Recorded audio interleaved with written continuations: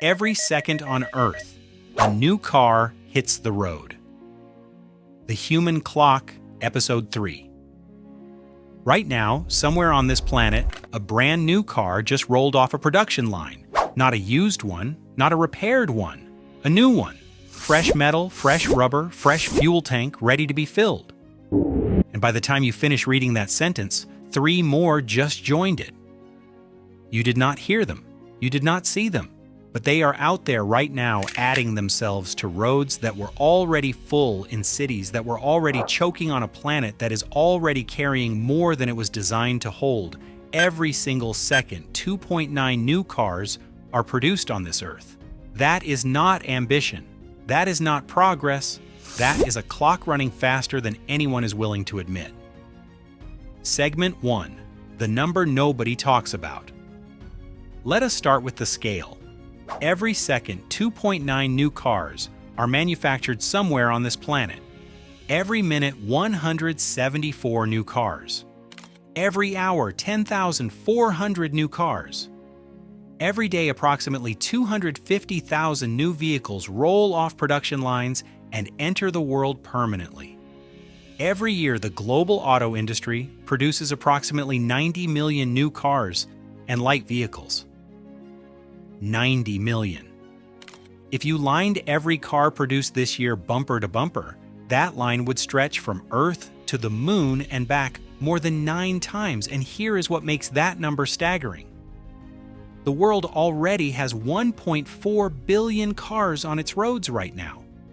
1.4 billion vehicles for 8.25 billion people. That is roughly 1 car for every 6 human beings alive on this planet today. But those cars are not evenly distributed. They never were. And understanding where they are and where they are going tells you everything about what the next 30 years on this planet will actually look like. Segment 2. Where the cars are going. The United States has 290 million registered vehicles for 335 million people. That is nearly 1 car per person, including children, including the elderly, including people who cannot drive.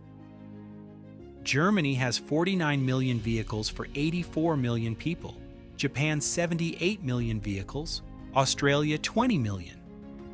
These numbers sound large, but they are not where the real story is. The real story is in the numbers that are still climbing. China, the largest car market on Earth, sold 30 million vehicles in a single year in 2023 alone. China now has 435 million registered vehicles, and the number is rising every second. India, the world's most populous country, currently has a vehicle ownership rate of just 57 cars per 1,000 people. Compare that to the United States, which has 860 cars per 1,000 people.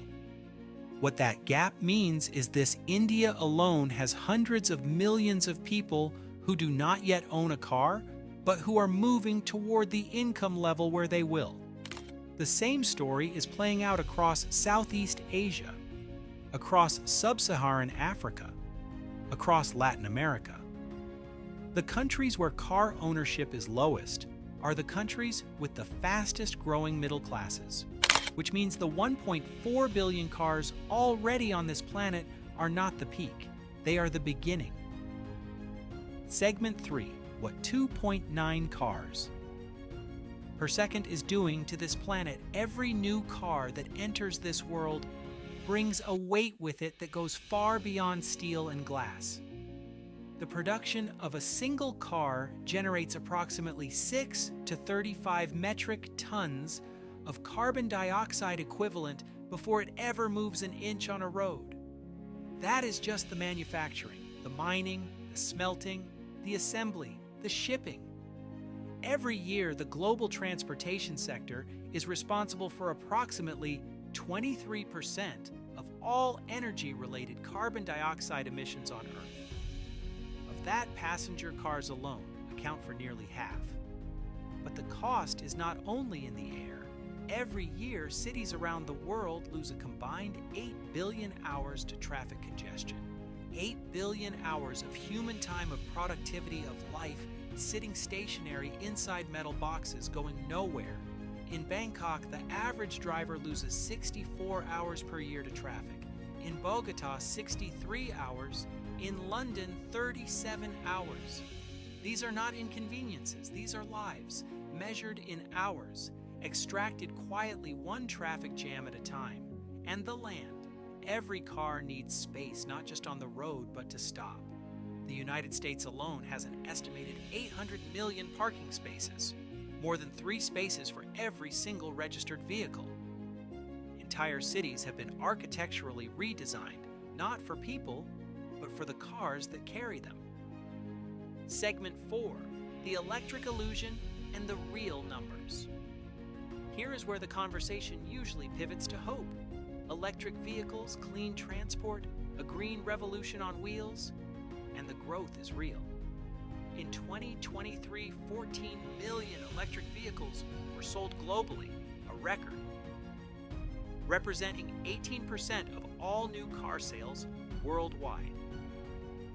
By 2030, projections from the International Energy Agency suggest electric vehicles could represent. Segment 5. The second you are sitting in right now, here is the question the human clock always returns to.